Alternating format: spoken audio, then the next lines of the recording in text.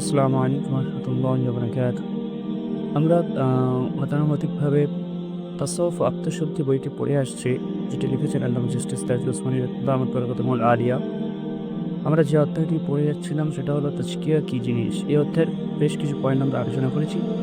আজকে কিছু পয়েন্ট আছে, সেই পয়েন্টগুলো আলোচনা করে আজকে এই অধ্যায়টা শেষ করবো ইনশাআল্লাহ তাআলা। কী পয়েন্ট আছে এবং কী পয়েন্ট আলোচনা করবো আজকে সেগুলো আমরা শুনে নিই।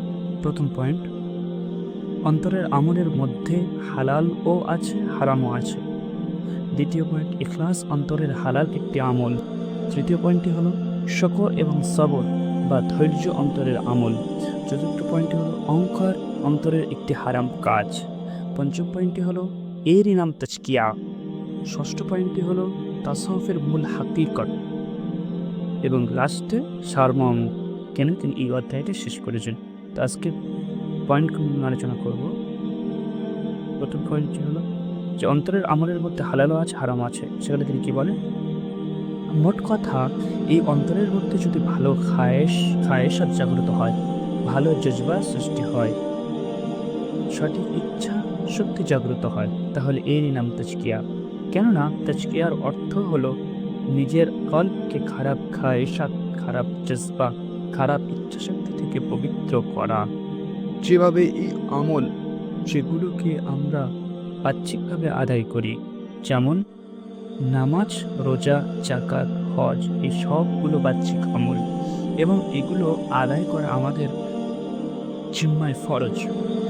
যেভাবে কিছু আমল বাহ্যিকভাবে হারাম, যেমন মদ পান করা হারাম, মিথ্যা বলা হারাম, ঘুষ নেওয়া হারাম, ঘুষ দেওয়াও হারাম, অনুরূপভাবে আল্লাহ তাআলা কলবের মধ্যেও কিছু আমলকে ফরজ ও ওয়াজিব হিসেবে নির্ধারণ করে দিয়েছেন। কিছু আমলকে হারাম এবং নাজায়েজ হিসেবে নির্ধারণ করে দিয়েছেন। অতঃপর দ্বিতীয় পয়েন্টটি হলো ইখলাস অন্তরের হালাল একটি আমল। তারপরে তিনি কি বলেন? তিনি উদাহরণ দিয়ে বলছেন যে উদাহরণস্বরূপ ইখলাস অন্তরের আমল, হাত পা, নাক কান জবানের আমল নয়। এই কারণে যে ইখলাস অন্তরে সৃষ্টি হয় এবং এটা বাতিনি আমল। ইখলাস অর্জন করা এমনই ফরজ যেমন নামাজ পড়া ফরজ, যেমন রমজানে রোজা রাখা ফরজ, বরং এর চেয়েও বেশি ফরজ। কেননা যদি অন্তরের ইখলাস না থাকে তাহলে বাহ্যিক আমলও অনর্থক হয়ে যায়। যেমন যদি ইখলাস ছাড়া নামাজ পড়া হয় তাহলে এই নামাজও অগ্রহণযোগ্য হয়ে যাবে। অথবা তিনি তৃতীয় পয়েন্টটি হলো শকর এবং সবর বা ধৈর্য অন্তরের আমল। এগুলো যা বলছে যে ইখলাস অন্তরের একটি হালাল আমল। অথবা তিনি আরেকটা আমল নিয়ে আসেন যে অন্তরের কী কী আমল আছে যেগুলো হালাল, যেমন শকর এবং সবর বা ধৈর্য করা, এটাও হালাল অন্তরের জন্য। সেখানে তিনি সেই পয়েন্টের মধ্যে কি বলেন যে অনুরূপভাবে আল্লাহ তাআলার নিয়ামতের শুকরিয়া আদায় করা অন্তরের আমল। মানুষ অন্তরে এটা কল্পনা করে যে আমি এই নিয়ামতের যোগ্য ছিলাম না, কিন্তু আল্লাহ তাআলা শুধুমাত্র স্বীয় দয়া ও অনুগ্রহে আমাকে এই নিয়ামত দান করেছেন। এটাকে শুকর বলা হয়। এটা অন্তরের আমল এবং ফরজ। অনুরূপভাবে সবর বা ধৈর্য, সবরের দ্বারা উদ্দেশ্য হলো যখন কোনো অনাকাঙ্ক্ষিত ঘটনা সামনে আসবে অথবা কোনো কষ্টের সম্মুখীন হবে, তখন এই কষ্টের সময় মানুষের অন্তরে এই কল্পনা করবে যে যদিও আমার কষ্ট হচ্ছে কিন্তু আমি আল্লাহ তাআলার ফয়সালার উপরে রাজি আছি। আল্লাহ তাআলা যা কিছু করেন এটা তার হিকমত অনুযায়ী হয়ে থাকে। এরই নাম সবর বা ধৈর্য। এটা অন্তরের কাজ, এটা অর্জন করা ফরজ। অনুরূপভাবে অনেক আমল এমন আছে যা মানুষের অন্তরের সঙ্গে সম্পৃক্ত। এগুলোকে আখলাক বলা হয়। এই আখলাক অর্জন করা ফরজ। তাহলে আমরা এর মধ্যে শিখলাম যে সবর এবং ধৈর্য, সবর বা ধৈর্য কাকে বলে এবং আখলাক কাকে বলে সেটাও শিখলাম। অথবা তিনি আরেকটি পয়েন্ট নিয়ে আসেন আজকের চার নম্বর পয়েন্টটি হলো যে ৪ নম্বর পয়েন্টের মধ্যে কি বলে?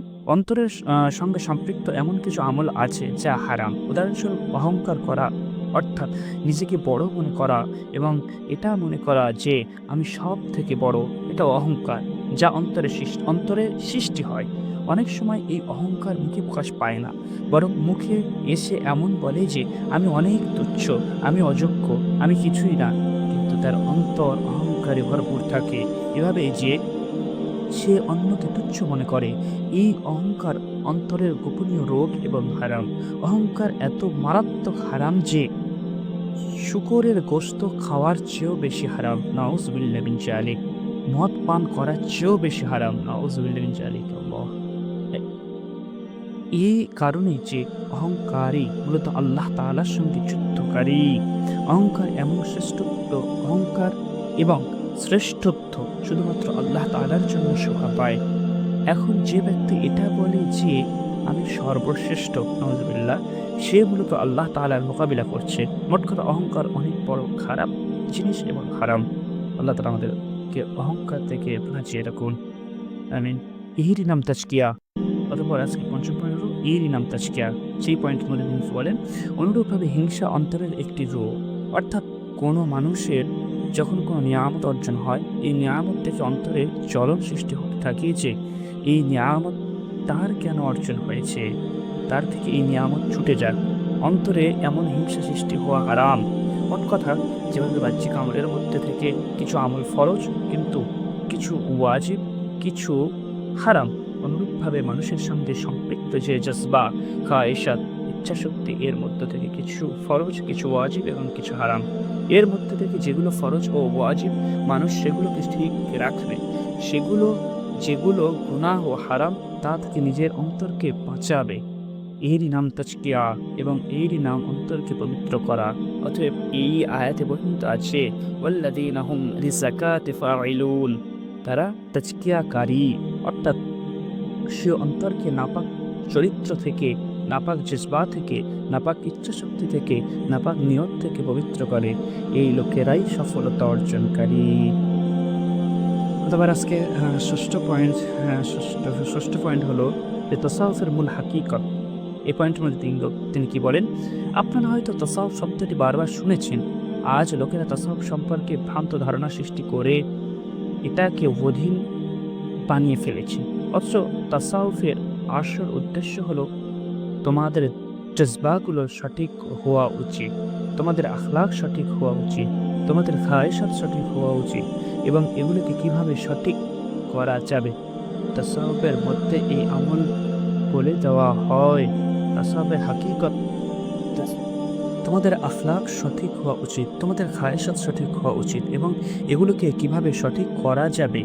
তাসাউফের মধ্যে এই আমল বলে দেওয়া হয়। তাসাউফের হাকিকত শুধুমাত্র এতটুকুই। মানুষেরা তাসাউফের মধ্যে মধ্যে এই থেকে তাসাউফের মধ্য থেকে যা কিছু বৃদ্ধি হয়েছে, তাসাউফের সঙ্গে এর কোনো সম্পর্ক নেই। যেভাবে ফুকাহাগণ বাহ্যিক আমল, উদাহরণস্বরূপ নামাজ, রোজা, হজ ও যাকাত, ক্রয় বিক্রয়, বিবাহ, তালাক, হুকুম, আহকাম বর্ণনা করেন, অনুরূপভাবে সুফিগণ অন্তরের মধ্যে সৃষ্টি হওয়া জজবার বিধিবিধান বর্ণনা করেন। তোমার আল্লামা জাস্টিস কাজী ওসমানী দামাত বারাকাতুহুল আলিয়া তিনি এই অধ্যায়টা শেষ করার পূর্বে একটি সারমর্ম নিয়ে আসেন।